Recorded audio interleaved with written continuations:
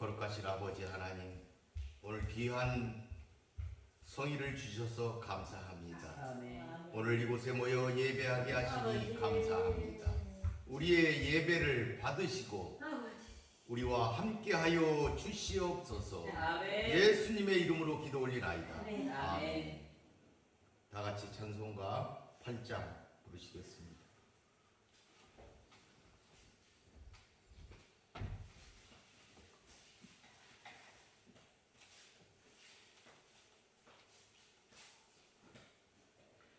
거룩 거룩 거룩 존귀하신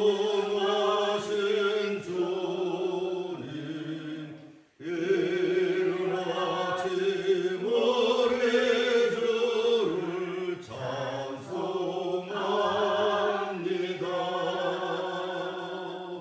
거룩 거룩 거룩 자비하신 주님, 성삼일체 그리주로다.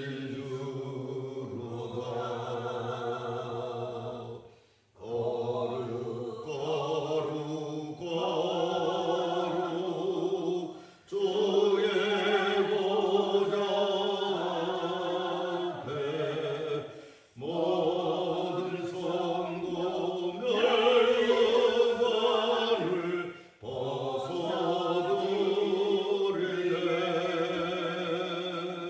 전군 천사 모두 주께 굴복하니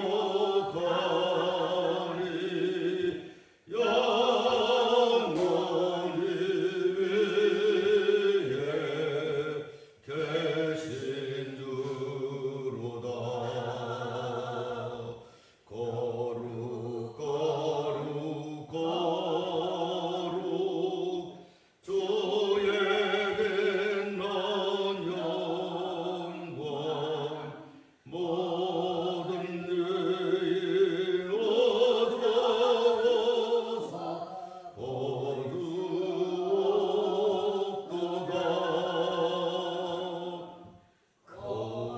거룩하신 이가 주님밖에 없네. 온전히 전능하신 주로다.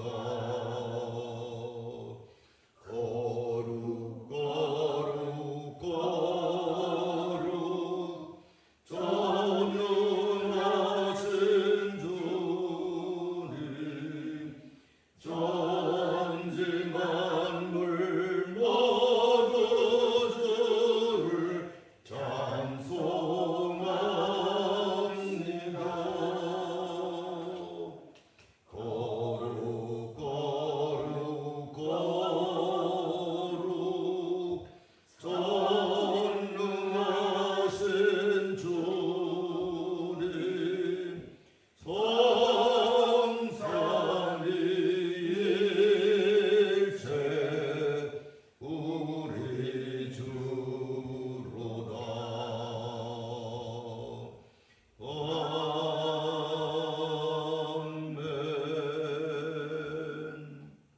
성시교독 하겠습니다. 22번입니다.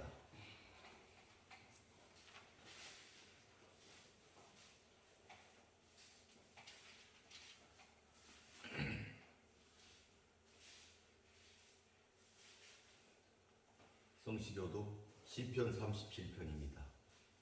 악을 행하는 자들 때문에 불평하지 말며 불의를 행하는 자들을 시기하지 말지어다.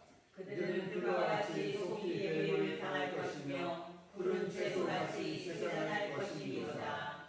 여호와를 의뢰하고 선을 행하라. 땅에 머무는 동안 그의 성실을 먹을거리로 삼을지어다. 또 여호와를 기뻐하라. 그가 너의 마음의 소원을 그에게 이루어 주시리로다. 내 길을 여호와께 맡기라. 그를 의지하면 그가 이루시고 내 의를 빛같이 나타내시며 내 앞에 잠잠하고 참고 기다리라. 자기 경동하며 악한 죄를 짓는 자 때문에 불평하지 말지어다. 분을 그치고 오를 버리며 불평하지 말라. 오히려 악을 만들 뿐이라. 아멘. 다 같이 사도신경으로 우리 신앙을 고백하도록 하겠습니다.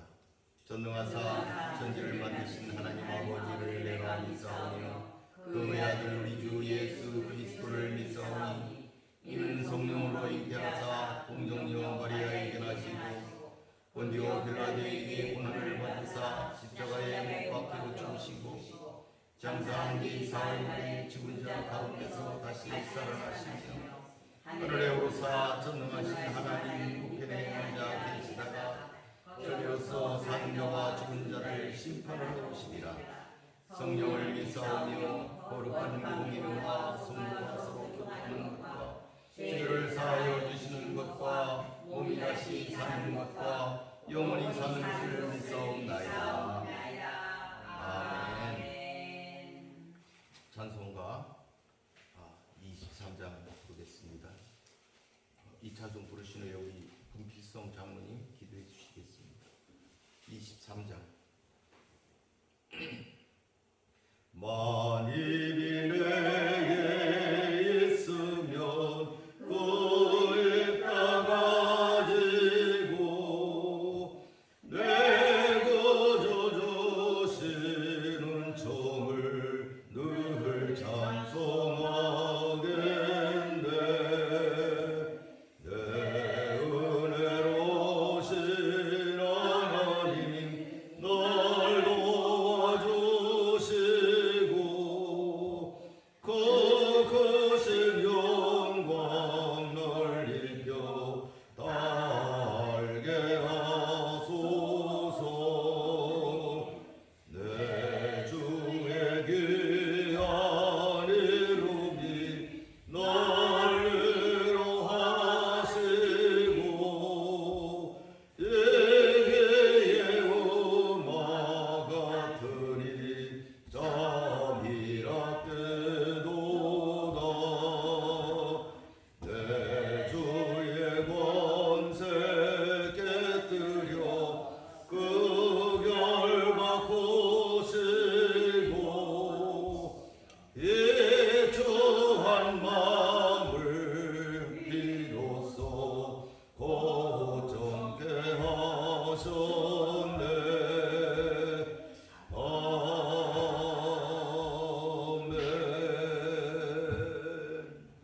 기도하겠습니다. 할렐루야. 사랑의 주님, 우리에게 새로운 날 거룩한 주일을 허락하시고 불지한 방주 기도원 교회에서 우리의 왕신 주님 앞에 경배와 찬양을 올려드립니다. 아멘. 하나님 기뻐 받아 주시옵소서. 아멘. 우리의 예배가 온전히 주님께만 올려드리는 거룩한 산 제사가 되게 하여 주시옵소서. 아멘. 주님 이곳에 오셔서 좌정하시고 우리를 다스려 주시옵시고 아멘. 우리 속에 있는 악하고 더러운 모든 것들이 비시진 주님 앞에 다 드러나게 하시고 아멘. 오직 주님의 보혈로 깨끗하고 정결하게 씻김받게 하여 주시옵소서. 아멘. 주님께서 우리에게 주신 각자의 사명들을 말씀과 예배를 통해 깨닫는 역사가 있게 하여 주시옵소서. 아멘. 사랑의 하나님, 우리의 삶이 왕이신 주님을 외면한 채 세상의 허탄한 기쁨을 위해 얼마나 많은 것들을 소비했던지 주님 이 시간 주님 앞에 온전히 무릎 꿇는 저희들이 되게 하여 주시옵소서. 아멘. 오직 주님 한 분이면 모든 것을 다 소유할 수 있음을 깨닫는 거룩한 시간이 되게 하여 주시옵소서. 아멘. 성령 하나님, 이 시간 다리에 세우신 목사님에게 성령의 강권적인 임재가 임하시어 선포되어지는 말씀이 우리의 심령 구슬을 쪼개고도 남음이 있는 말씀이 되게 하여 주시옵소서. 아멘. 우리는 다 양 같아서 목자 되신 예수 그리스도의 인도하심이 매 순간 필요함을 고백하며 시끄러운 세상 속에서 오직 빛의 자녀로 선한 영향력을 끼치며 오직 봄의 비친 자로서의 삶을 살아내는 주님의 용사들이 되게 하여 주시옵소서. 아멘. 시종을 주님께 부탁드리며 이 모든 말씀 예수 그리스도의 이름으로 기도드립니다.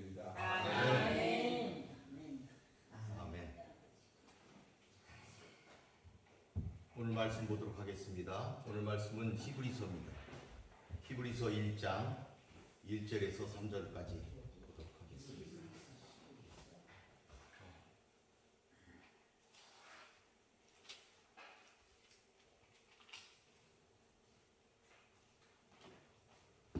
(353쪽에) 있습니다. 히브리서 1장 1절에서 3절까지입니다. 우리 다 같이 3절까지 다 같이 함께 읽겠습니다. 옛적의 선지자들을 통하여 여러 부분과 여러 모양으로 우리 조상들에게 말씀하신 하나님이 이 모든 날 마지막에는 아들을 통하여 우리에게 말씀하셨으니 이 아들을 만일 상속자로 세우시고 또 그로 말미암아 모든 세계를 지으셨느니라. 이는 하나님의 영광의 광채시요 그 본체의 정상이시라. 그의 능력의 말씀으로 만물을 붙드시며 죄를 정결하게 하는 일을 하시고 높은 곳에 계신 지극히 크신 이의 우편에 앉으셨느니라. 아멘. 오늘은 그 히브리서에 있는 말씀을 가지고 우리 다 같이 은혜를 나누도록 하겠습니다. 오늘 말씀은 계시의 전달자 그리스도, 계시의 전달자 그리스도라는 제목으로 말씀을 드리도록 하겠습니다. 이 히브리서는 말 그대로 그 히브리인들에게 이런 제목이 원 제목에 붙어 있습니다. 히브리인들에게. 그래서 성경 영어 성경도 히브리우라고 이제 히브리스라고 이렇게 되어 있고 우리 한글 성경도 히브리서 이렇게 이제 제목을 달았습니다. 이 히브리서는 저자가 누구인지 잘 밝혀져 있지 않습니다. 구약이나 유대 전통에 해박한 인물이 있었다 이렇게 추정을 하고 있기 때문에 그에 따라서 바울이 쓴 것이 아니냐,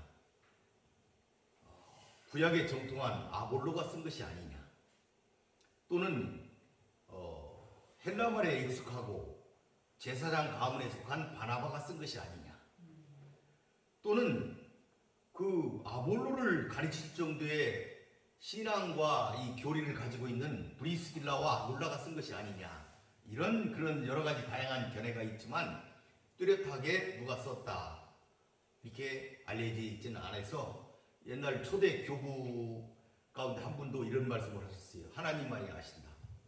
히브리서는 누가 썼는지 하나님만이 아신다. 이렇게 이미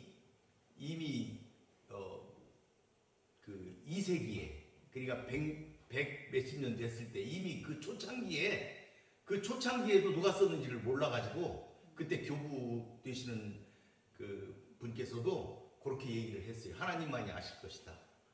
이렇게 얘기를 하는 것이 있습니다. 이 히브리서를 보게 되면은 굉장히 그 박해에 대해서 써있기 때문에 네로의 박해 이후에 된 것이 아니냐. 그런데 보니까 또 성전 제사를 기록하고 있는 걸 보니까 아직 성전은 무너지지 않았구나. 이렇게 추정을 해서 약 65년도부터 70년 이전 성전이 무너지기 전에 그 사이에 그 히브리인들에게 쓴 것이 아니냐 이렇게 추정을 하고 있습니다. 이 편지는 편지입니다. 이 편지인데 이 편지는 그렇기 때문에 이 수신자가 히브리인들이다, 유대인들이다 하는 것을 우리가 알 수가 있어요. 제목이 그렇게 되어 있기 때문에. 그리고 이 글을 보게 되면은 우리 조상들 이렇게 된 걸 보면은 쓴 사람도 유대인이고 받은 사람도 유대인인데 어디에 있는 유대인을 대상으로 썼을까? 소아시아에 있는 유대인인가? 로마에 있는 유대인인가? 아니면 이스라엘 땅에 그대로 남아있는 유대인들인가? 이런 거에 대한 구체적인 그런 증거는 없습니다. 다만 유대인들에게 그들에게 뭔가를 가르쳐주고 싶어서 유대인 중에서 개종한 사람들, 개종한 유대인들에게 그리스도에 대해서 가르쳐주고 싶어서 썼다 이겁니다. 왜 그러면 그리스도를 이미 믿는 그들에게 더 그리스도를 알려주려고 그랬을까? 대대적인 박해가 있어가지고 사람들이 하나님을 믿으려면 그냥 우리가 믿던 하나님 믿으면 되지 않을까? 예수님도 하나님을 믿으라고 그러는데 그냥 우리가 믿던 우리 조상들이 믿던 하나님, 그 하나님을 믿으면서 성전에 가서 제사도 지내고 그러면 되지 않을까? 같은 하나님이시잖아. 이렇게 하면서 돌아가려고 했어요. 왜냐면 너무 박해가 많으니까. 너무 박해를 많이 받았어요. 그러니까 다시 돌아가려고 이렇게 했기 때문에 이 히브리서의 저자는 돌아가서는 안 된다. 돌아가는 길은 죽음의 길이다. 예수 그리스도만이 가장 우월하시고 탁월하신 분이다 하는 것을 가르쳐주고 싶었어요. 예수는 니들이 지금까지 알고 있는 선지자와는 다른 분이다 하는 것을 그들에게 가르치려고 이 편지를 쓰신 거예요. 그래서 이 편지를 써서 그리스도로부터 벗어나지 말 것, 그리스도 안에서 살 것, 그리스도를 믿으면서 살아야 된다는 사실을 그들에게 가르쳐주고 싶었던 거예요. 그래서 이 편지를 썼다. 이렇게 우리가 이해를 하면 되겠습니다. 그래서 우리가 믿음을 지켜야 되겠다. 믿음을 지켜서 믿음에 따라서 우리가 사는 그런 삶으로 살아야지 그걸 벗어나면 안 된다. 왜 믿음을 지켜야 되냐? 왜 그리스도를 믿는 믿음 안에서 살아야 되느냐? 그리스도만이 우월하신 분이시다. 그리스도만이 탁월하신 분이시다. 그리스도는 신적 권능을 지니신 분이시다라는 것을 그들에게 가르쳐주고 싶었어요. 유대인들은 오래전부터 그전부터 천사 숭배 사상이 있어요. 천사가 굉장히 놀랍지 않습니까? 천사가 굉장히 탁월한 능력을 행하지 않습니까? 천사가 나타나가지고 그리고 천사가 나타날 때 그렇게 굉장히 그 능력을 행하기 때문에 천사 숭배를 하는 그런 유대인들에게 니들이 숭배하는 천사보다도 더 위대한 분이 예수님이시다. 메시아다. 그리스도다. 하는 것을 설명을 하고 있어요. 그래서 여러분들이 히브리서를 쭉 읽어보면 그리스도가 얼마나 위대한 분이신지, 너희들이 믿는 모든 선지자, 너희들이 알고 있는 모세보다도 더 위대하신 분이시다. 모세하고는 격이 틀리다. 모세는 하나님의 집의 종인데 예수님은 하나님의 집의 주인이시다 하는 것을 그들에게 가르쳐줬고, 너희들이 이런 제사장으로부터 많은 제사도 드리고 그러는데 그런 제사장은 일시적인 것이다. 영원한 제사장이 계시는데 그분이 그리스도다 하는 것을 그들에게 알려주고 싶어서 이 글을 썼다. 이렇게 우리들이 알아야 되겠습니다. 그래서 이 히브리서는 그리스도의 신분이 무엇인가, 신분에 대한 것을 기록을 했다. 그리고 그 사역이 무엇인가, 신분이 무엇이고 사역이 무엇인지를 설명을 그들에게 하고 있는 것을 우리가 볼 수가 있습니다. 그래서 그분은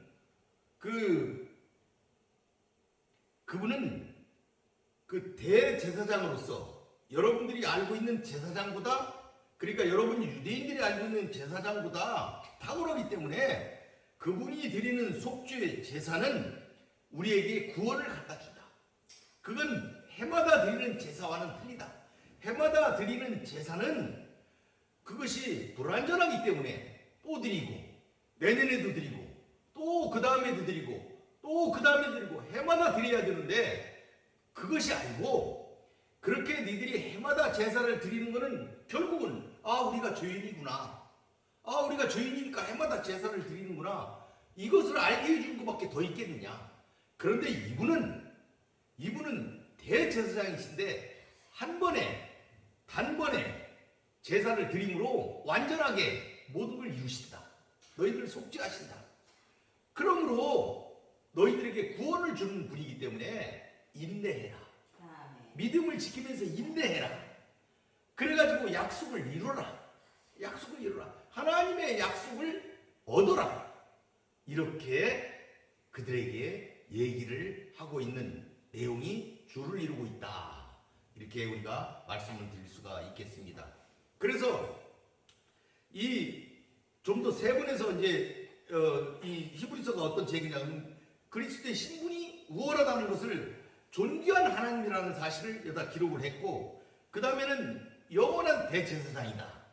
그 다음에 그분의 속죄는 우월해서 한 번이면은 그 속죄가 끝난다. 틀리다. 니들이 드리는 제사와는 틀리다. 그런 얘기를 하고 있어요. 그러니까 일시적이고 한계가 있는 제사가 아니고 이거는 죄를 제거해서 깨끗하게 하고 하나님을 섬길 수 있게 하는 완전한 제사가 된다. 이렇게 설명을 해서 배교하지 마라. 배교하게 되면 더 엄중한 처벌을 받게 될 것이다. 그러면 어떻게 해야 되냐? 인내해라. 믿음의 인내를 해라. 이렇게 얘기를 했어요. 인내해라. 그러니까 이렇게 이제 이 히브리서는 유대인들에게 그리스도를 변증하는 책이다. 이렇게 얘기를 하고 있어요. 그리스도를 변증한다. 그리스도를 이론적으로 설명을 해가지고 그들을 납득시키는 책이 그 히브리서인데, 그러니까 이 히브리서는 교리서예요. 굉장히 깊은 교리가 이 속에 있어요. 우리가 그 교리서의 대표적으로 우리 성경에서 로마서를 꼽는데 로마서와 쌍벽을 이루는 책이 히브리서다. 이렇게 우리가 이해를 하면 되겠습니다. 그러면 우리가 왜 믿음의 인내를 해야 되느냐? 왜 인내를 해야 되냐 하는 이유가 생기는데, 하나님의 약속을 받기 위해서 인내를 해야 된다. 이렇게 하고 있는 거예요. 여러분, 이렇게 어떻게 되어 있냐면은, 너희에게 인내가 필요함은 너희가 하나님의 뜻을 행한 후에 약속을 받기 위함이라. 이렇게 했어요. 이게 히브리서 이제 10장에 나와 있는 말씀인데 왜 인내해야 되는가? 근데 이제 공동번역이나 다른 성경들은 이 문장 순서대로 번역을 했는데 이 다른 번역이 조금 더 우리한테 와 닿아요. 뭐냐면은 너희가 하나님의 뜻을 행한 후에 약속을 받기 위해서 인내해라.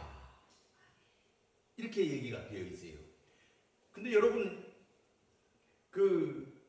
여기서 하나님의 약속을 받는다는 것은 그래 내가 약속할게 이런 약속을 받는다는 의미가 아니에요. 여러분들은 이미 예수 그리스도를 믿음으로 하나님의 약속을 받은 사람들이에요. 그러면 무슨 약속을 받으라는 거냐? 약속의 이행을 받아라 이 말이에요.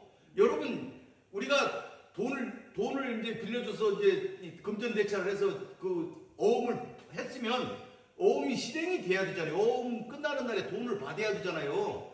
이것처럼 하나님이 약속을 하고 거기다가 뭐를 했어요? 하나님이 맹세를 하셨어요. 하나님의 이름으로 내가 반드시 약속을 지키겠다. 이렇게 약속을 하시고 거기다 하나님이 맹세를 하셨다 이 말이, 하나님이 내가 반드시 지킬 것이다. 그렇게 우리에게 그걸 주셨어요. 여러분에게 그런 약속을 여러분에게 주셨는데 그걸 받아내야 될 거 아니에요. 받아내려면 어떻게 해야 돼요? 기다려야지요. 기다리는 게 뭐예요? 인내다 이 말이에요. 그게 인내예요. 그러니까 여러분은 하나님이 주신 약속을 이제 받아야 돼요. 언제 주실지 그걸 받아야 되는데 주실 때까지 우리가 어떻게 해야 되냐? 믿음으로 인내해야 된다. 믿음으로 인내해야 하나님이 약속하시는 그걸 받을 수 있지. 중도에 우리가 포기를 하면은 그걸 못 받잖아요. 우리가 하나님이 주시겠다고 약속하시고 거기다가 맹세까지 하셨어요. 맹세. 하나님은 더 하나님보다 크신 분이 없기 때문에 자기 이름을 걸고 맹세를 하셨어요. 내가 반드시 준다. 이렇게 맹세를 하셨는데 그걸 받으려면 어떻게 해요? 우리가 기다려야죠. 우리가 기다리지 않고 우리가 포기하면 받을 수가 없잖아요. 그래서 믿음의 인내를 해야 된다. 인내해야 된다. 믿으면서 살아야 된다. 하나님의 말씀대로 지키며 살아야 된다 하는 것을 이 책이 얘기하고 있다. 이렇게 우리가 이해를 하면 되겠습니다. 그래서 그 믿음을 설명하기 위해서 여러분들이 잘 아는 히브리서 11장 믿음장을 주셔가지고 믿음의 선진들이 어떻게 살아왔는지 이걸 쭉 그걸 기록을 했잖아요. 그대로 살아라. 그렇게 살아라 하고 그 얘기를 한 것을 우리가 잘 깨달아야 된다. 이런 말씀이 되겠습니다. 그래서 오늘은 이제 이 본문으로 한번 들어가 봅시다. 오늘 이 본문은 아까도 말씀드렸다시피 로마서와 쌍벽을 이룰 만한 교리적인 내용이 있어 굉장히 어려워요. 저 설교 준비를 이렇게 하는데 내가 잘못된 손을 댄다 없다. 너무 이 문장 하나하나 단어 하나하나마다 이 교리가 1절에서 3절까지 다 압축이 돼 있어요. 그렇기 때문에 굉장히 그래서 한 두 번 후회를 했어요. 다른 거를 할 걸. 그런 마음을 가졌는데 아니다. 이게 히브리서를 알으려면 히브리서의 중심이 되는 곳이 1절에서 3절이고 어쩌면 이게 신약의 중심이라고 우리가 감히 말할 수가 있을 정도로 이 교리의 중심을 이루고 있는 부분이기 때문에 이 부분을 한번 우리가 같이 생각해 보도록 이렇게 하겠습니다. 1절에서 3절은 이 본서의 서론인데 예수 그리스도의 실체가 무엇이냐를 아주 일목요연하게 쭉 세 문장으로 표현을 하는 곳이다. 이렇게 우리가 볼 수가 있습니다. 그리스도의 실체가 무엇인지를 요약하고 있다. 그래서 오늘 우리가 그리스도의 실체에 대해서 한번 알아보는 시간을 갖도록 이렇게 하도록 하겠습니다. 그래서 그가 여기 보니까는 그는 뭐냐? 실체가 뭐냐? 하나님의 말씀이 인간에게 계시되는 그 시기에 대해서 뭐라 그랬냐면은 그 시기에 대해서 그 다음에 누가 전달했는지에 대해서 전달자와 전달하는 시기가 처음에 보면은 이렇게 이제 옛적의 선지자를 통하여 이렇게 하면서 시작을 하고 있어요. 그 하나님의 계시가 누구를 통해서 전달이 됐느냐? 전달자가 누구냐? 처음에는 선지자들을 통해서 하나님의 계시가 전달이 되었다. 선지자들을 통해서 계시가 전달되었다. 이게 구약 시대를 얘기하는 거예요. 구약 시대 하나님의 계시가 선지자들을 통해서 계시가 됐는데 이제 그 마지막 날에 그 마지막에 구약의 그 마지막에 이런 얘기입니다. 예수 그리스도를 보내셔서 그분이 계시를 완전하게 최종적으로 전달하는 사명을 받고 오셨다 하는 것을 지금 얘기하고 있는 거예요. 이 1절이 그런 이 지금 우리가 읽은 성경이 그런 얘기를 하고 있는 거예요. 계시를 전달하는 것은 선지자들도 했는데 그 마지막에 예수가 전달을 했다. 그러니까 선지자와 예수님이 계시를 전달했는데 어느 때 했느냐? 구약 시대에는 선지자들을 통해서 전달을 했고 그 마지막 때에 가서 신약이 시작이 되는데 예수 그리스도를 통해서 계시를 전달을 했다. 그러니까 우리 예수님은 계시의 최종 전달자다. 예수님이 계시의 최종 전달자다. 이게 그리스도의 신분이다 이 말이에요. 그리스도의 신분을 얘기하는 거예요. 그리스도의 신분이 뭐냐? 계시의 전달자다. 마지막 최종적인 전달자다. 하는 것을 지금 이 1절에서 말하고 있어요. 그래서 이 1, 2, 3절에 보게 되면은 그러면 예수님이 그 신분이 무엇이냐? 실체가 무엇이냐? 예수님이 누구냐? 하는 것을 쭉 그 구절을 통해서 나열을 했는데 뭐라 그랬냐면은 처음에 보니까 만유의 상속자다. 2절에 보니까 만유의 상속자다. 또 창조주다. 세상을 지으셨다. 그 다음에 보니까 영광의 광채시다. 본체의 형상이다. 만물을 붙드신 보존자다. 또 구원주다. 통치자다. 하는 것을 쭉 그 말씀을 했어요. 이것이 예수님의 실체다. 예수님의 모습이다. 하는 말씀이 되겠습니다. 이런 것은 뭐냐면은 예수님은 그 너희들이 생각하는 피조물과는 비교할 수 없는 그러한 신적 존재다 하는 사실을 지금 얘기하고 있는 것입니다.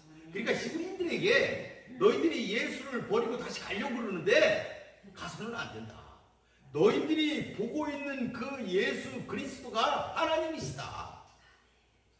너희들이 그 하나님을 버리고 하나님을 찾아서 보이지 않는 하나님을 찾아서 너희들이 지금 가는데 예수님은 자기를 나타내신 하나님이신데 너희들이 하나님 예수 그리스도를 버려서는 너희들이 안 된다. 떠나서는 안 된다는 사실을 지금 첫 구절부터 히브리인들에게 설명을 하고 있는 거예요. 예수님을 설명하는 거예요. 예수님이 누구시라는 것을. 오늘 한번 다시 들어가 보도록 하겠습니다. 옛적의 선지자들로 이렇게 얘기를 했어요. 옛적의 선지자들을 통하여 이렇게 했어요.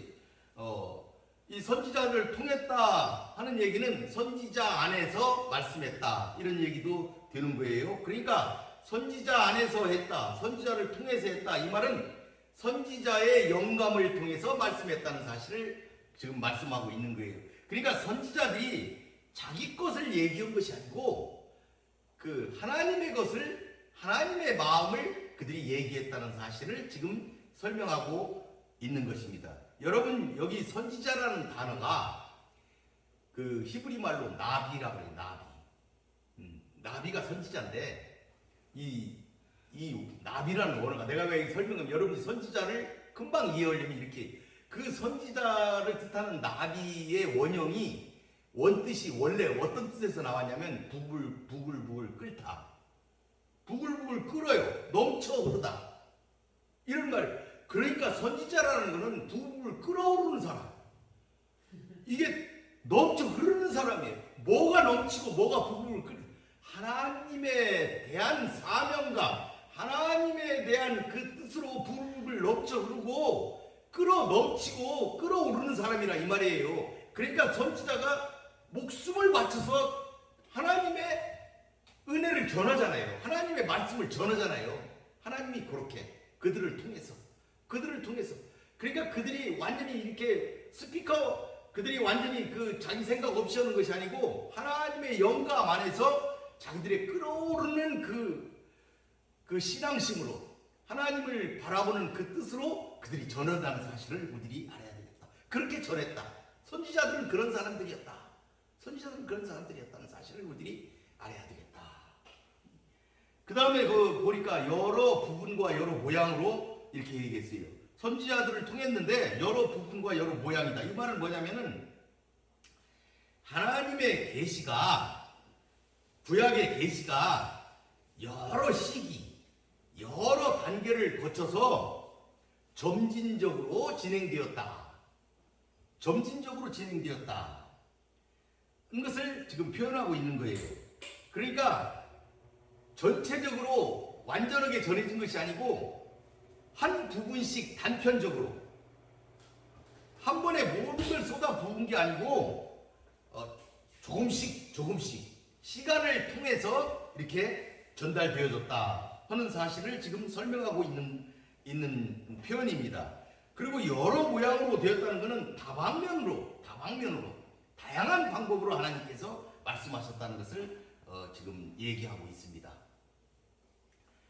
이토록 하나님의 계시가 한 번에 오지를 않고 완전하게 나타나질 않고 조금씩 다양하게 우리들에게 계시된 이유가 무엇일까?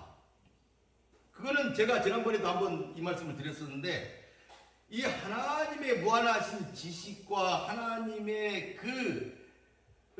갖고 계신 그것은 우리 인간들이 다 받아들이기에는 너무 용량이 크다는 거죠. 우리는 그걸, 하나님이 한꺼번에 그걸 다 하면 우리는 믿지도 않고 알 수도 없고 생각할 수가 없기 때문에 하나님께서는 우리 인간들의 그런 흡수되는 그런 과정을 통해서 조금씩 그렇게 알려주셨다 하는 것을 우리가 깨달아야 되겠습니다.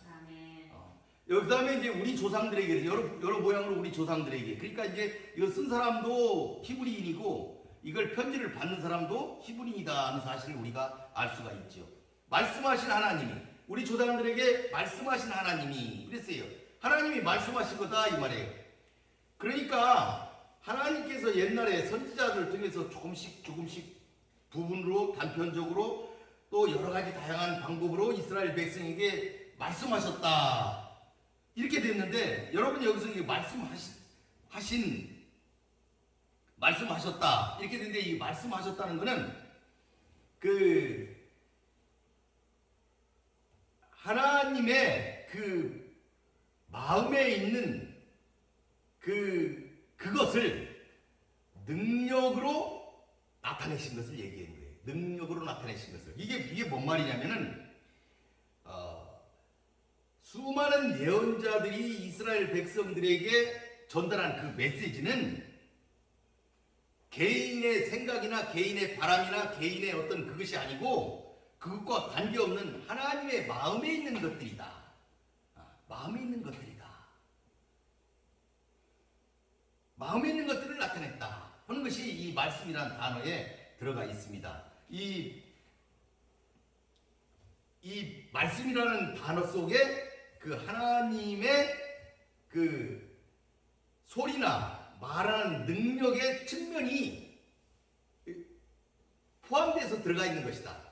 그러니까 하나님의 그 말씀 속에 하나님의 능력이나 하나님의 뜻이나 이런 것이 그 속에 들어가 있다. 들어가 있는 의미가 들어가 있다. 그게 능력이 들어가 있다. 능력적인 측면에서의 말씀을 얘기하고 있다. 이렇게 우리가 볼 수가 있어요. 그래서 하나님의 능력이 그 속에 들어가 있기 때문에 선지자들이 그걸 받아서 쓸 때 영감으로 받아서 쓸 수밖에 없는 거죠. 하나님의 능력이 들어가 있기 때문에 자기 능력으로 쓰여진 것이 아니기 때문에 하나님의 능력으로 쓰여졌다. 성령의 영감을 통해서 기록이 되었다. 하나님의 뜻이 기록이 되었다. 우리가 이렇게 해석을 할 수가 있습니다. 이 단어가 왜냐하면 말씀이라는 단어도 여러 개가 있기 때문에 그 중에 하나를 제가 말씀을 드리는 거예요. 이 성경에 나와 있는 그 의미를 말씀을 드리는 겁니다. 근데 이제 2절에 보니까 이 모든 날 마지막에는 그랬어요.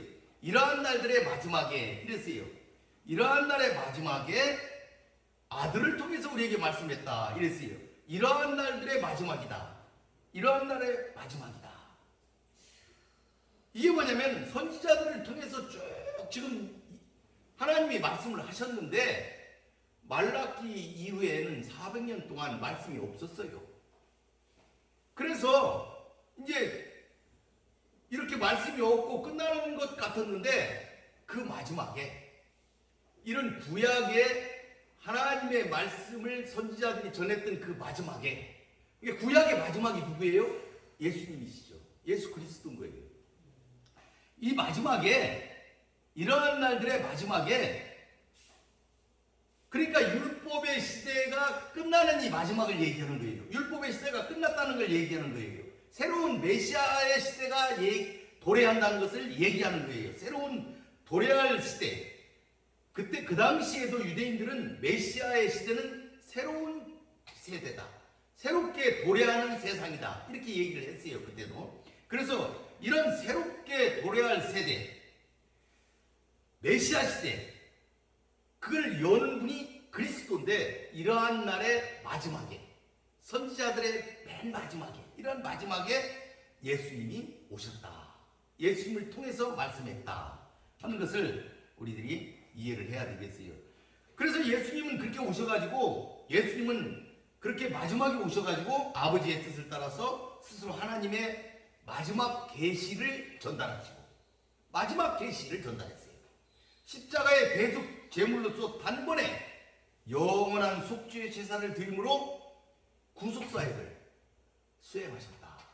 우리가 이렇게 깨달아 알 수가 있습니다.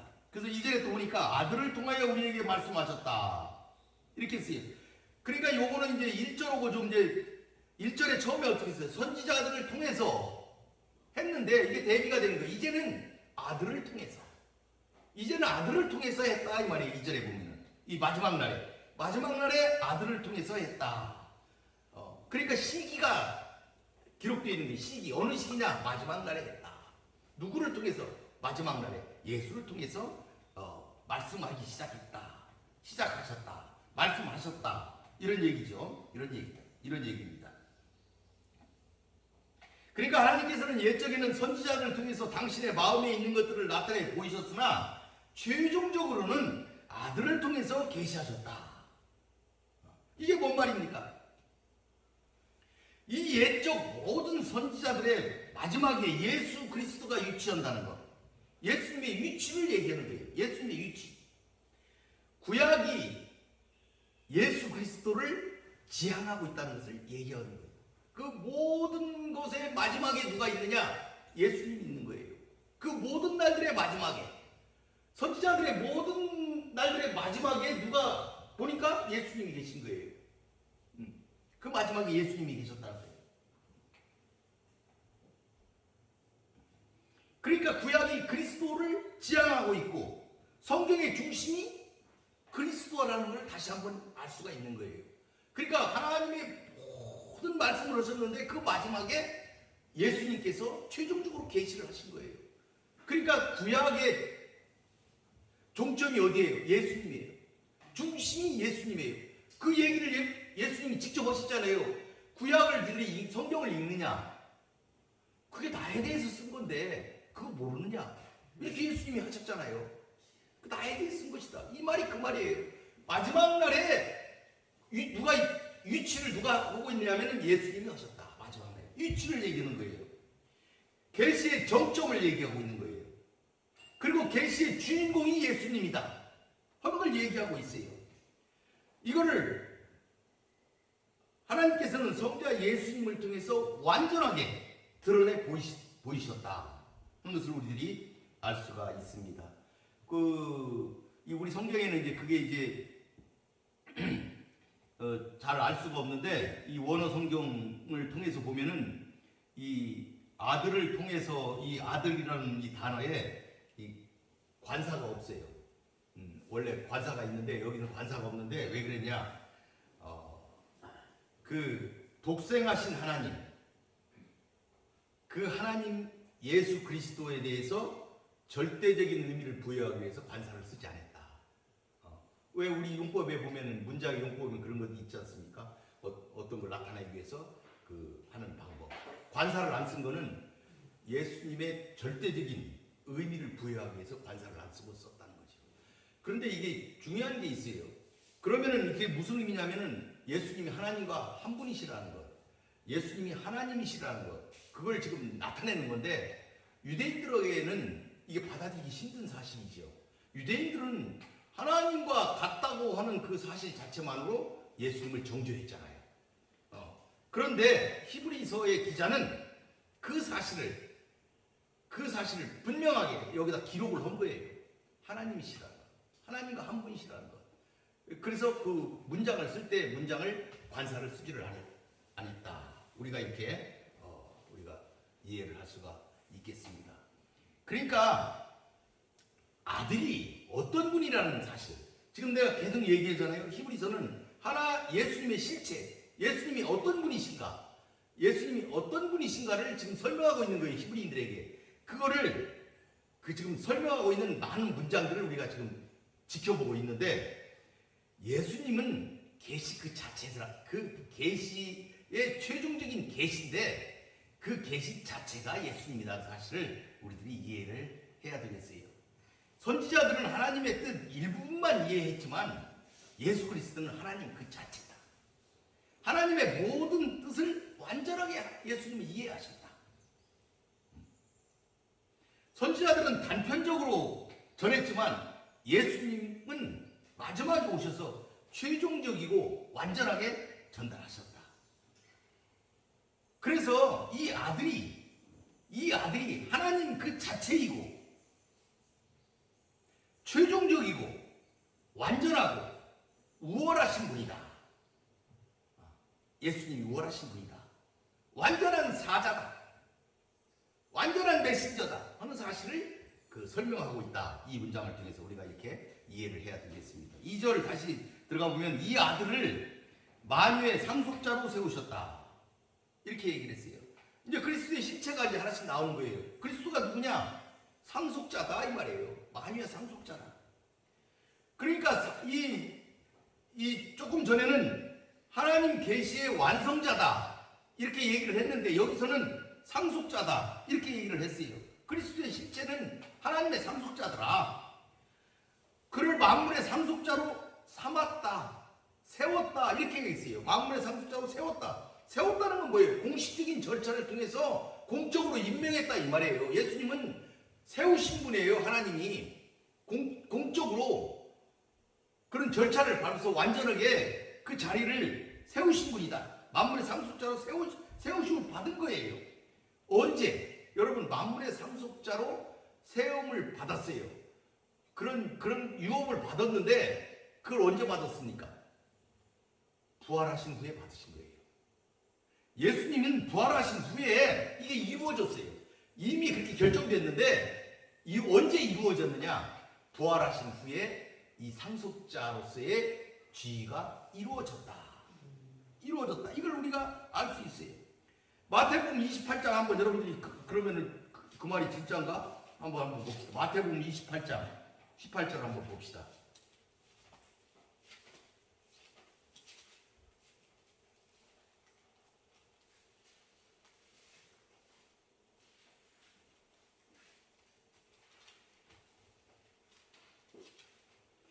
마태복음 28장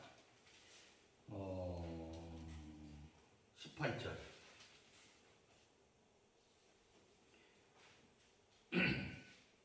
맨 마지막이죠. 28장이니까. 한번 다 같이 읽어봅시다. 예수께서 나와 말씀하여 이르시되 하늘과 땅의 모든 권세를 내게 주셨으니, 이랬어요. 하늘과 땅의 모든 권세를 주셨다. 이렇게 예수님이 말씀하셨어요. 하늘과 땅의 모든 권세를 받았어요. 그러니까 받은 것이 뭐예요? 만물에 대한 완전한 통치권을 받으신 거예요. 예수님이 받으신 거예요. 그거를 부활하신 후에 하나님 아버지로부터 그 통치권을 받은 거예요. 만물의 통치권을. 그게 이루어졌어요. 부활하신 후에. 그것이 성경이 지금 기록하고 있는 거예요. 그래서 히브리 기자가 이 만물의 통치권을 받은 예수 그리스도, 이런 예수 그리스도의 신적 통치권이 있음을 지금 밝히고 있는 것이다. 그러니까 구약의 선지자들하고는 그 차원이 틀리다는 사실을 지금 계속 설명을 하고 있는 거예요. 너희들이 이런 예수 그리스도를 떠나서는 안 된다. 믿어야 된다. 하는 것을 지금 다시 얘기하고 있는 것이다. 그랬어요. 그 다음에 2절에 보니까 또 뭐라고 되어 있느냐면은, 조금씩 빨리 해야 되겠구나. 그거 보니까 모든 세계를 지으셨다. 이랬어요. 창조주다. 이래요. 예수님은 창조주다. 창세기 1장 1절에 태초에 하나님이 천지를 창조하셨다. 이렇게 되어 있는데 그 창조가 그리스도를 통해서 이루어졌다고 얘기를 하고 있어요. 사도 요한이 뭐라 그랬어요? 만물이 그로 말미암아 지은 바 되었으니 지은 것이 하나도 그가 없이는 된 것이 없다. 이랬어요. 이게 예수님을 가리키는 말이에요. 사도 바울은 또 뭐라 그랬어요? 만물이 그에게 창조되되 다 그로 말미암고 그를 위하여 창조되었다. 이렇게 사도 바울은 얘기하고 있습니다. 우리 예수 그리스도가 창조주 되심을 지금 선언하고 있는 구절이다 하는 것을 우리들이 알아야 되겠습니다. 1장 3절로 한번 가보겠습니다. 이는 하나님의 영광의 광채시다. 이랬어요. 영광의 광채다. 여러분, 이 그리스도의 실체가 뭐냐? 광채다 이 말이에요.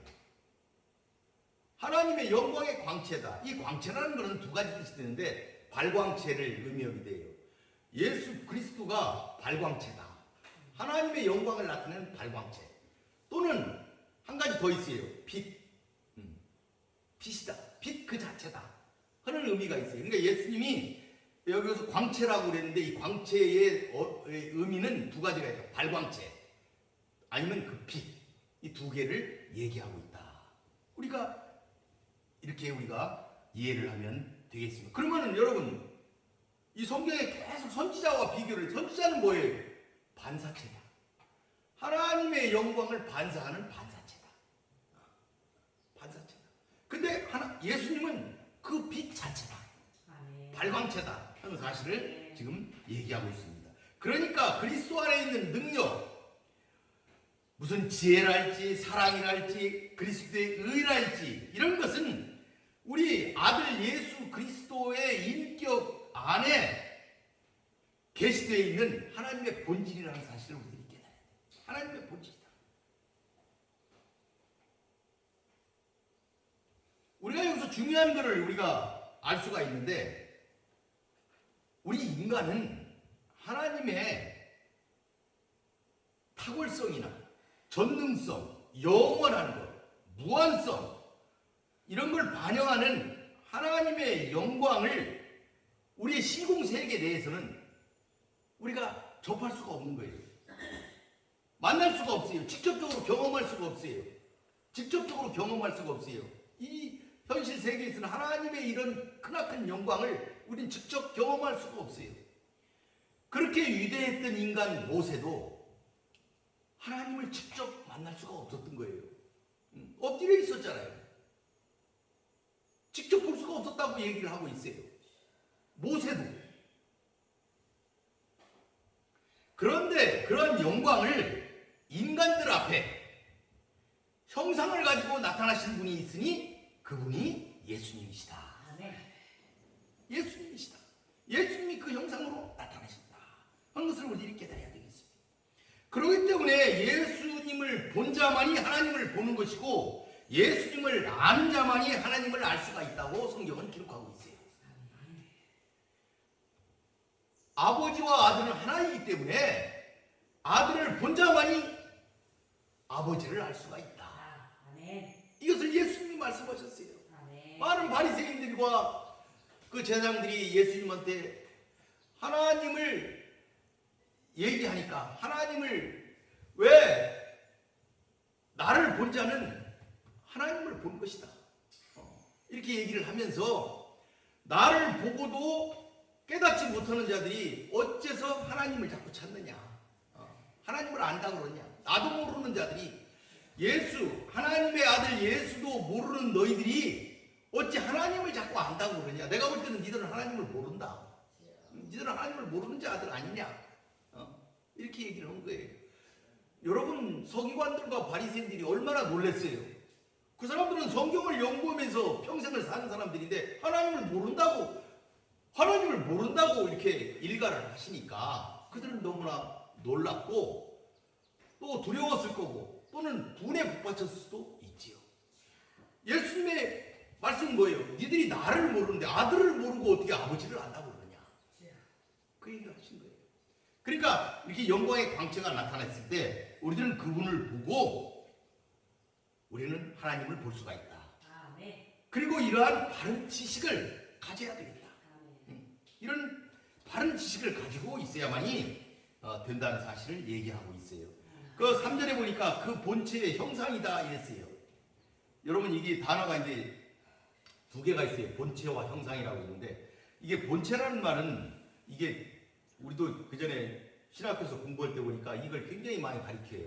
이게 이제 헬라어로 휘포스타시스라고 그러는데 이 본체다.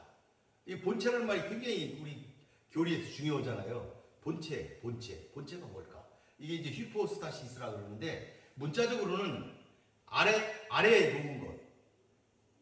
그러니까 그 하부 구조, 아래에 놓여 있는 기초, 그거를 이 휘포스타시스라고 이제 이런 단어의 그 뜻은 그런 아래 하부 구조, 아래에 놓은 것, 기초 이런 단어가 되어 있는데 이 단어가 지금 여기에 쓰인 거예요. 이 단어가 쓰여 있는데 이 단어가 또 어디에 쓰였냐면 히브리서 11장 그 1절에 보게 되니까 믿음은 바라는 것들의 실상이요 이랬어요. 실상이라는 단어도 이 단어예요. 여기는 본체라 그랬는데 거기서는 실상이라 그랬어요. 이 같은 단어가 그렇게 이제 쓰인 거예요. 그래서 이 단어는 우리가 이렇게 이해를 하면 돼요. 실체적인 특질 또는 본질적 성질, 본질, 실체 이런 단어로 이해를 하면 되겠습니다. 이게 이제 그러니까 본질이다. 영어로는 nature, 본질이다. 이렇게 돼 있고 실제다. 이건 영어로 이제 그게 철학에는 많이 쓰이는데 being, 존재 나타내는 being. 이것이 이제 이 단어로 쓰일 수가 있다. 그러니까 이런 말 같은 말이다. 이 본체라는 말은 그런 의미다 하는 것이 되겠어요. 이 본체인데 예수님은 이 본체의 본질의 형상이다 이 말했어요. 여러분 이 형상이라는 거는 무슨 단어냐면은 여러분들 뭘 만들려고 그러면은 주조를 하잖아요. 틀을 뜨잖아요. 틀을 떠가지고 이렇게 부으면은 거기서 그 물건이 이렇게 똑같은 게 나오잖아요. 그렇게 나오는 것이 형상이에요. 그대로 이렇게 만들어져서 나오는 것. 그러니까 예수님은 이 하나님의 본질, 하나님의 본래적인 그 성질, 하나님의 본래적인 특질이 그대로 찍혀져서 나온 것처럼 만들어지신 분이라는 거예요. 여러분 이해가 가십니까? 네. 그런 말씀이에요. 그러니까 그리스도는 하나님과 일치한다 이 말이에요. 본질과 일치해요. 그래서 이 본문은 하나님의 본질에 대한 정확한 표현이 이렇게 본체의 형상으로 쓰여진 거예요. 굉장히 정확하게 표현한 거예요. 하나님은 그리스도 안에서 그로 말미암아 정확하게 표현이 되고 있어요. 그렇게 하나님을 나타내고 있어요. 누가? 예수님이. 예수님이 하나님을 그대로 보여주고 그대로 나타내고 그대로 설명하고 그대로 알려주고 있다는 사실을 우리들이 깨달아야 된다. 그렇기 때문에 그리스도를 보는 것은 아버지를 아는 것과 같다. 아버지를 보는 것과 같다. 그리스도를 보는 자는 아버지를 보았고 그리스도를 아는 자는 아버지를 알았다 하는 그 말씀이 설명되어지는 그런 구절이라고 우리가 알아야 되겠습니다. 그 다음에 보게 되니까 3절에 보게 되니까 그의 능력의 말씀으로 만물을 붙드셨다 이랬어요. 실체가 뭐냐? 만물을 붙드셨어요. 이게 뭐냐? 보존했다. 만물을 보존하시는 분이다 이런 얘기예요. 그러니까 만물을 보존한다는 건 뭐예요? 방치하는 게 아니에요. 그대로 놔두는 게 아니에요. 세상 굴러가는 대로 놔두는 게 아니고 만물을 붙드신 분이다. 이 붙든다는 얘기는 그 원래 나르다 운반하다 이런 뜻인데 그 의미는 그 지배자의 힘이 미치는 걸 얘기하는 거예요. 나르고 운반은 원래는 힘이 미쳐야 되잖아요. 힘 있는 자의 힘에 의해서 그게 조절이 되잖아요. 그걸 얘기하는 거예요. 그러니까 능력의 말씀이다 이거예요. 그 능력의 말씀으로 만물을 붙드셨다. 만물을 보존하신다 이거예요. 뭘로 보존하시냐? 능력의 말씀으로 보존하신다 하는 것을 지금 설명하고 있어요. 그러니까 우리가 얘기를 하면 이제 좀 더 그 가열 얘기를 하면 이 우주가 공허한데 거기에 해가 이렇게 떠 있고 해를 달아맺고 달을 달아맺고 별들을 달아맺는데 이게 그대로 있고 이 전체가 그 안에서 운행하고 공전과 자전을 하면서 이렇게 움직이고 있는 거는 그리스도의 능력 때문이라는 사실을 우리가 믿게 돼야 된다. 그리스도의 말씀의 능력으로 이루어졌다는 사실을 우리가 믿게 돼야 되겠다. 사과가 만인력의 법칙에 의해서 뉴턴이 발견했다고 그러는데 사과가 이렇게 놓으니까 밑으로 떨어지는 것 이것도 능력의 말씀 안에서 이루어진 것이다. 그러니까 그 변증서 우리 기독교 변증서 중에 그 변증학자들 중에 그 얘기하고 있는 것을 제가 이제 보게 되면은 우리들이 이 세상에서 살아가는 모든 것 그거는 그리스도 예수 안에서 살아가는 것이다. 그걸 믿든 안 믿든 그 안에서 살아가고 있는 것이다. 이 얘기는 뭐냐? 컴퓨터에서 우리가 막 컴퓨터 많은 작업을 하는데 이 작업을 하는 것은 그 컴퓨터의 기본 설계가 그 기본 그 모든 것이 만들어져 있기 때문에 그 안에서 우리가 마음대로 하는 것 같지만 사실은 그 속에서 하는 것이다. 그 속에서 한다는 것이다. 그걸 네가 믿든 안 믿든 그 속에서 하는 것이다. 그런 것을 말씀하고 있는 거예요. 그러니까 우리들이 불신자들이 하나님을 믿고 안 믿고 주장하고 하는 것도 그리스도 우리 하나님께서 그들에게 그만한 지혜와 그만한 그런 모든 것을 깔아줬기 때문에 그 안에서 그들이 그것을 주장하는 것이다 하는 사실을 깨달아야 된다.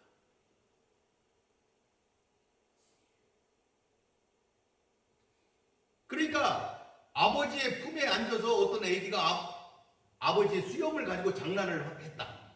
이렇게 했을 때 그 아이가 그렇게 할 수 있는 것은 아버지의 품에 있기 때문일 수가 있는 것이다. 그 안에서 이루어지는 것이다 하는 사실을 우리들이 깨달아야 되겠다 하는 겁니다.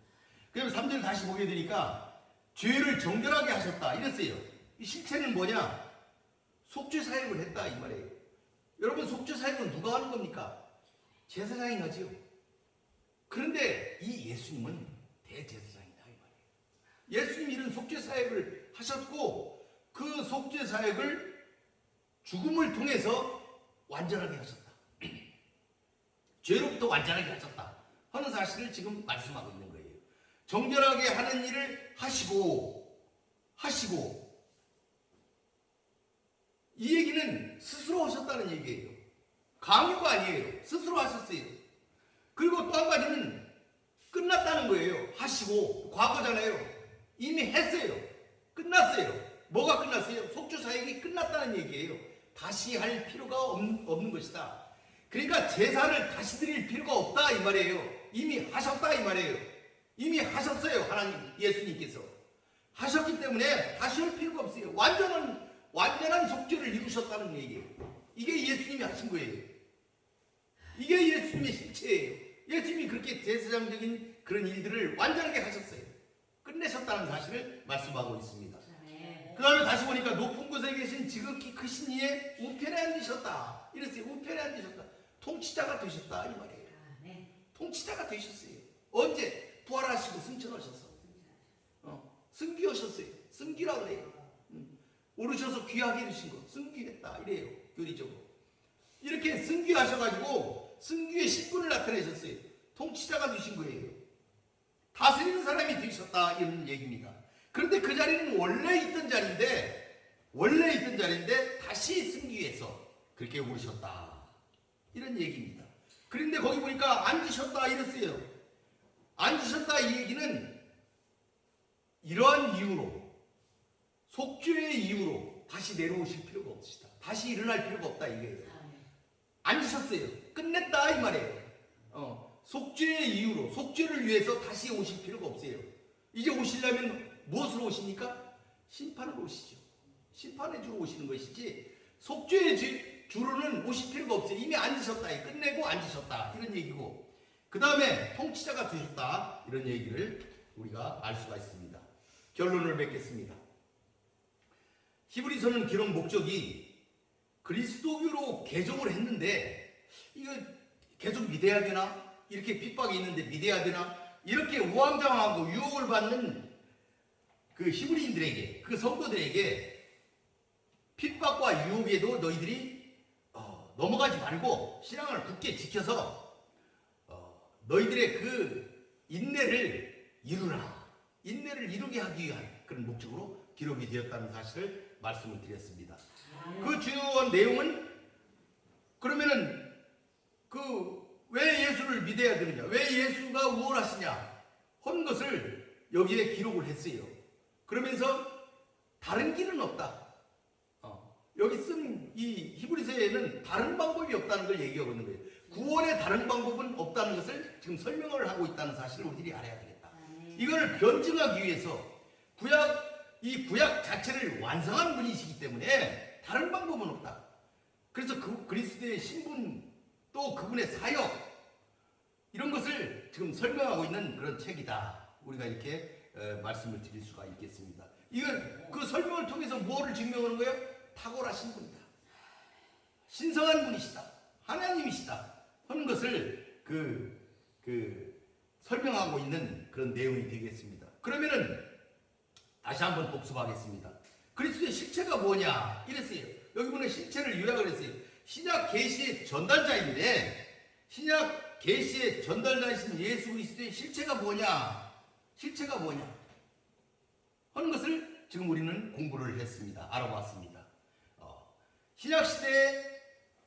이 신약 시대는 구약 시대를 마감한 최종적인 예수 그리스도를 통해서 이제 신약 시대가 계시가 되었다는 사실을 우리가 알 수가 있는데 이분은 믿음의 상속자다. 만유의 상속자다.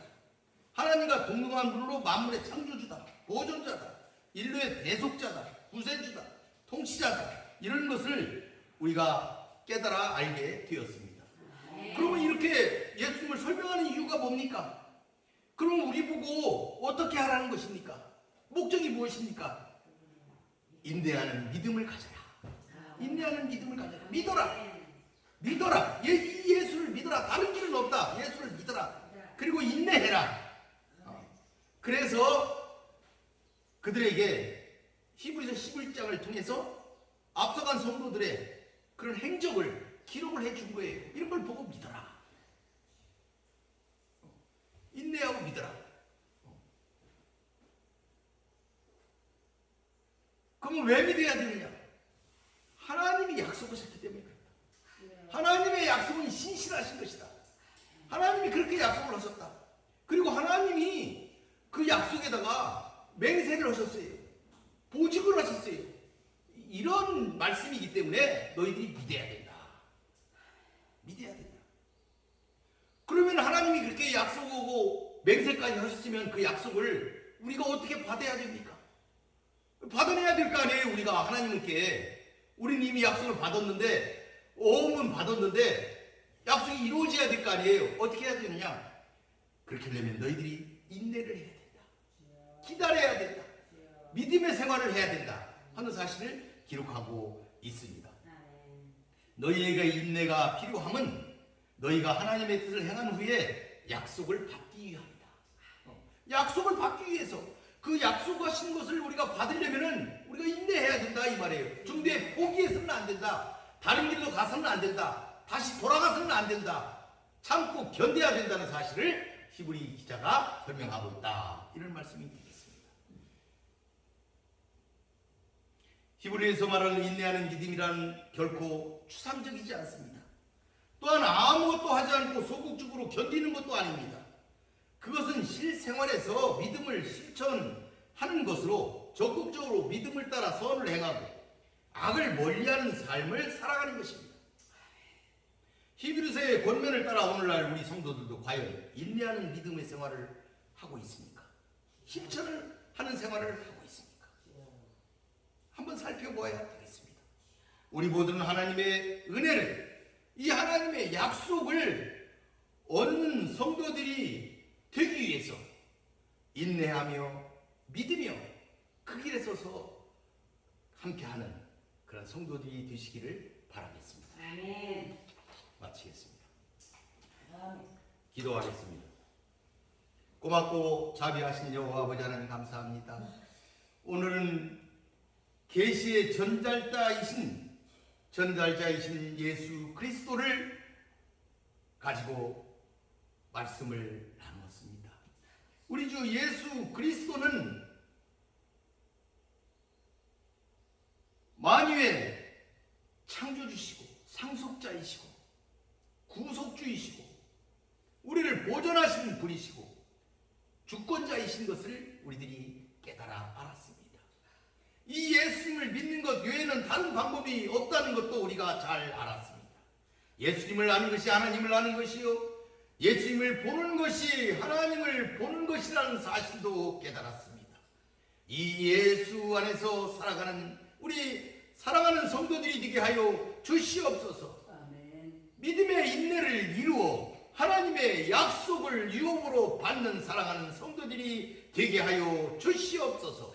이곳 방주기도니 이와 같은 하나님의 약속의 유업을 가지고 백성들에게 전달하는 귀한 아버지 하나님, 이와 같은 성소가 되게 하여 주시옵소서. 아멘. 성령이 충만한 곳, 아버지 하나님여, 생수가 강같이 흐르는 곳, 말씀이 넘치는 곳, 구원의 문을 가르쳐주는 곳, 아버지 하나님이여 예수 그리스도를 전하는 곳이 되게 하여 주시옵소서. 주께서 오늘도 함께 하심에 감사드리며 예수 그리스도의 이름으로 기도드리나이다. 아멘.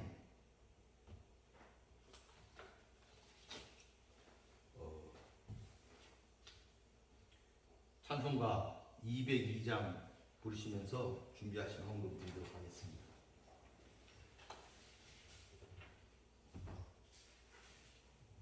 찬송가 202장입니다.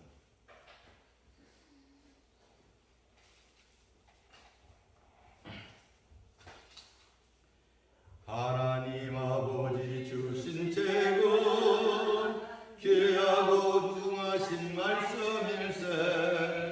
기쁘고 반가운 말씀 중에 날 사랑하신단 말 참 좋도다. 주께서 나를 사랑하니 즐겁도다. 주께서 나를 사랑하니 나는 참 기쁘다. 그 속에 은혜를 저버리고 어긋난 딴 길로 가다가도 예수의 사랑만 생각하면 곧 다시 예수께 돌아오리.